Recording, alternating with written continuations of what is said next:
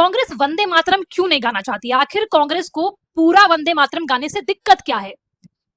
जब से पार्लियामेंट में ये लॉ आया है कि वंदे मातरम का अपमान ना हो, कोई जबरदस्ती वंदे मातरम का अपमान करेगा तो उसे सजा का प्रावधान है। इसके साथ ही ये भी कहा गया कि किसी आधिकारिक जो सरकार का आधिकारिक कार्यक्रम है उसमें पूरा वंदे मातरम गाया जाए और जैसा राष्ट्रीय गान को सम्मान मिलता है वैसा ही सम्मान राष्ट्रीय गीत को भी मिले। लेकिन उसके बावजूद कांग्रेस की वर्किंग कमेटी की तरफ से ये फैसला आता है कि हम तो वंदे मातरम के 2 ही पैराग्राफ गाएंगे, क्योंकि हमें वंदे मातरम के पूरे 6 छंद गाने में दिक्कत है। जो 1937 में कांग्रेस का फैसला था, हम उसी फैसले पे अडिग रहेंगे। लेकिन इसके पीछे एक बड़ी वजह है और वो है कांग्रेस की तुष्टीकरण की राजनीति, कांग्रेस की बांटने की राजनीति और जो कांग्रेस का एक विशेष समुदाय का वोट बैंक लेने का लालच है ना, वो है इस पूरी जड़, इस वजह का जड़।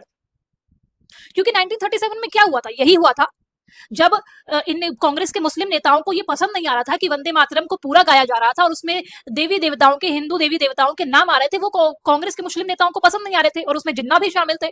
तो इन्हीं लोगों को खुश करने के लिए नेहरू ने क्या किया? वंदे मातरम को तोड़ दिया, उसके टुकड़े कर दिए और पहले 2 स्टैंजास को ही रखा, क्योंकि उसमें कोई भी धार्मिक ऐसा शब्द इस्तेमाल नहीं हो रहा था।